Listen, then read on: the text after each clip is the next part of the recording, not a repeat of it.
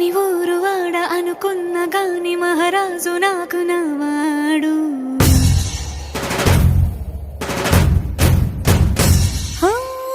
మాట పెడుసైనా మనసులో వెన్న రాయిలా ఉన్నవాడిలోన దేవుడెవరికి తెలుసును నాకన్నా.